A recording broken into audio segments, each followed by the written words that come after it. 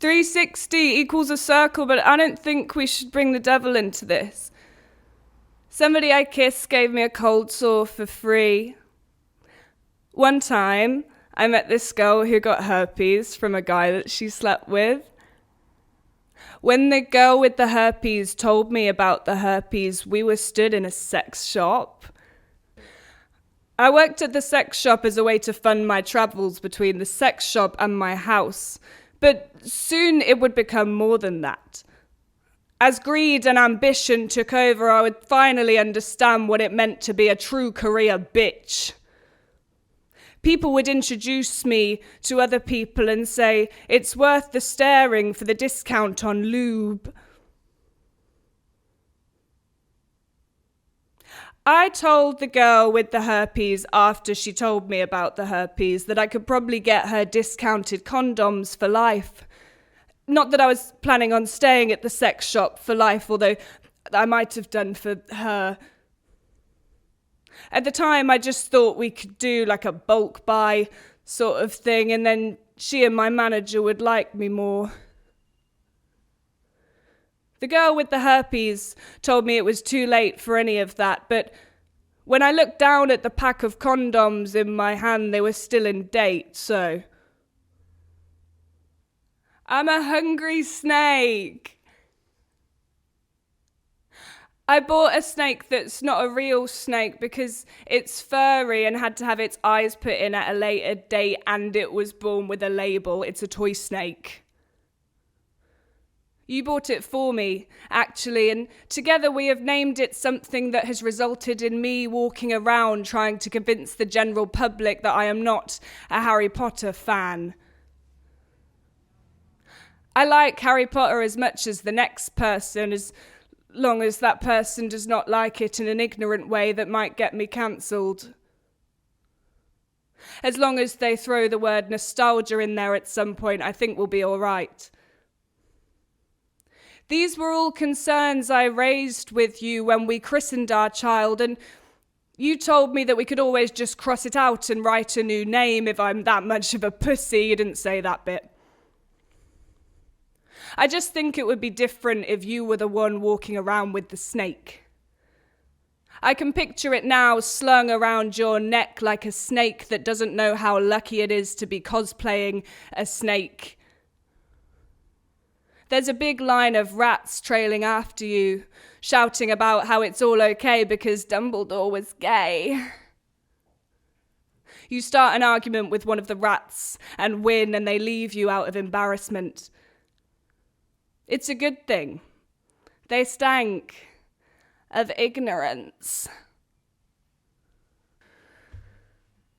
I'd like to dedicate this next poem to my mother, who could not be here today because she is at home. Mother does not like it when I fly around the house wearing nothing but slipper socks and a blanket cape. She tells me we are not an electric stove type of family. If we were, I could fly around the house, clad in blanket cape to my heart's content, making full use of my slipper socks. My slipper socks would never be happier. They would brag to all of the other socks of the holes in their soles from the friction of their slippering on the slippery kitchen floor, and the other socks, the jealous ones, would call them sluts. My slutty, slutty, slutty pair of slipper socks. We're a gas stove type of family.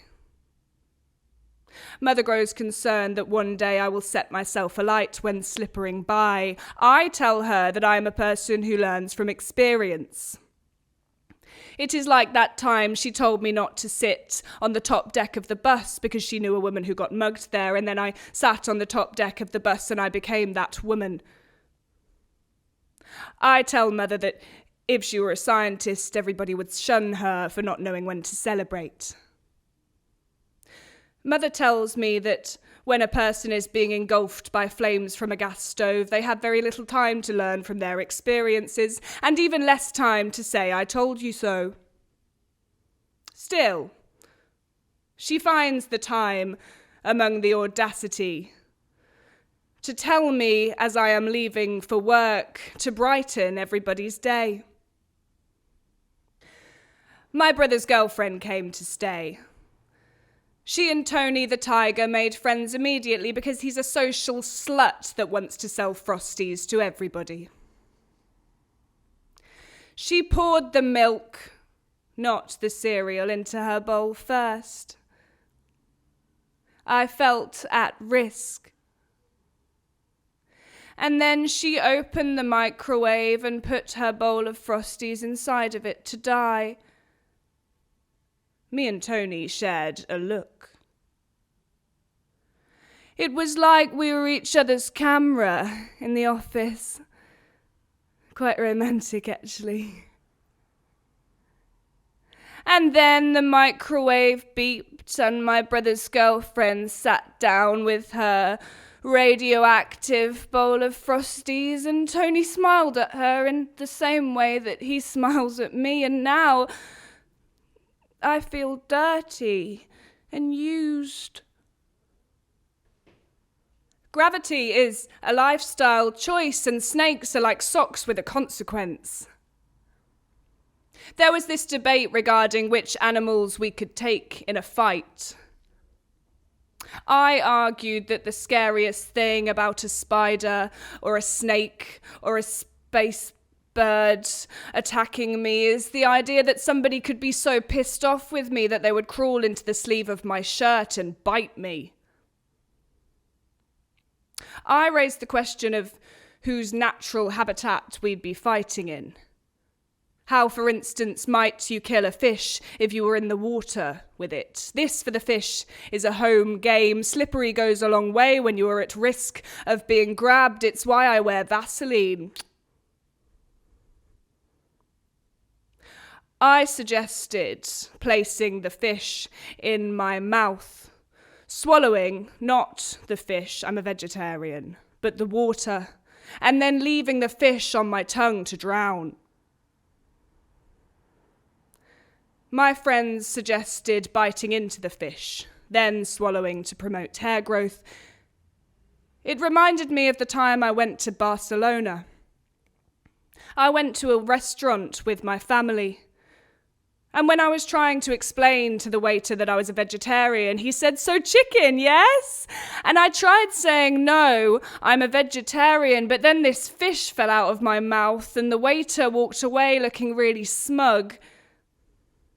I wanted to bite him, but I was trying to prove a point, so I've just been starving ever since.